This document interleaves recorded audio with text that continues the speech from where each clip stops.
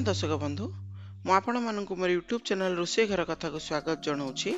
आज मु आपण मानक पई रेस्टोरेंट स्टाइल छोले रो रेसिपी लेके आछि। चलंतु देखिबा ए रेसिपी रे आवश्यक उपकरण यार प्रस्तुत प्रणाली। पानी, छोले मसला, लूण, लंका गुंड, हलदी गुंड, तेजपत्र, अलैच, कस्तूरी मेथी, लंका, पियाज, चा गुंड, अदा रसुण जीरा पेस्ट, टमाटो, बतुरा हेतिबा काबुली बुट।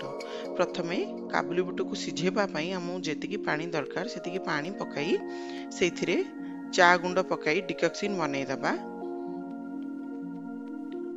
एपरि भाबे लाल हेले आमे जानि परिबा जे डिकक्शन हम रेडी हो जाइछि। ताकू आमे साइड रे रखी वर्तमान प्रेशर कुकर बसई सेथिरे बतुरा हेतिबा काबुली बुट, तेजपत्र, अलैच, लूण, हलदी गुंड को पकाई से जो आमे डिकक्शन एने बनैछे ताकू छाणी पकाई सिझिबा पई छाडी दबा। काबुली बुट को आमे बतुरिबा पई मिनिमम 6 घंटा टाइम दबा।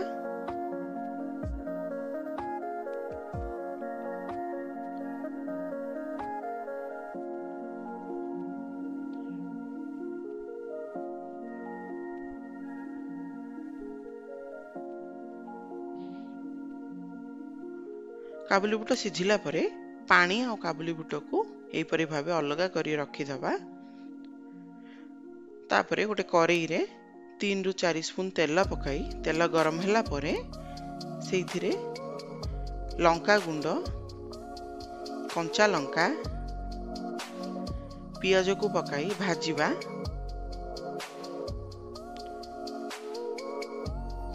ए स्टेज रे आमे जो सिझिला बेले व्यवहार करथिबा तेजपत्र ताकू हेले पकाई दबा। पियाज अल्प लाल हेले सिथरे कटा हेतिबा टमाटो पकाई लूण, लंका गुंड, हलदी गुंड पकाई पियाज टमाटो को भलो भाबे भाजी दबा।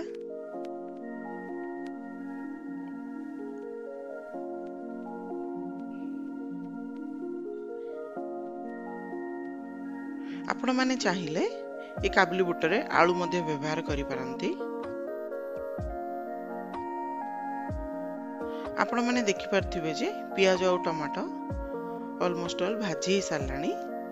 एइथिरे इने बटा हेतिबा जीरा, अदा रसुण रो पेस्ट को पकाई मसला को कसी दबा।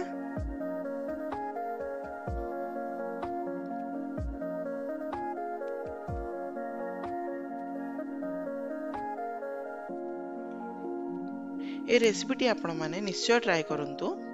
बहुत भल लगी थाए खाइबा पाई पूरी परोटा रुटी सहित बहुत बढ़िया लगी थाए।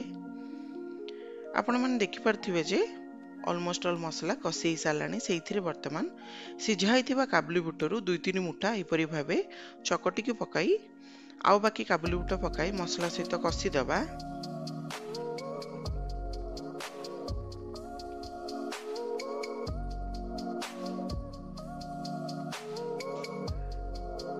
काबुली बुट मसला सहित भल भाबे कसिला परे सेइथिरे आमे कस्तूरी मेथी को एई परे भाबे अल्प गुंड करी पकाई तो सिझेला बेले हम व्यवहार करथिबा पानी से पानी को पकई फुटिबा पई छाडी दबा।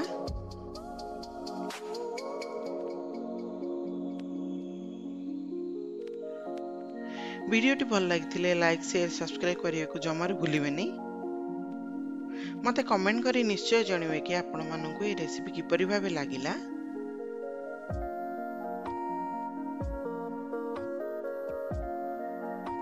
लास्ट रे आमे जो छोले रो मसला नैथिबा ताकू पकाई बंद करी सर्विंग बोल को बाहर कर दबा।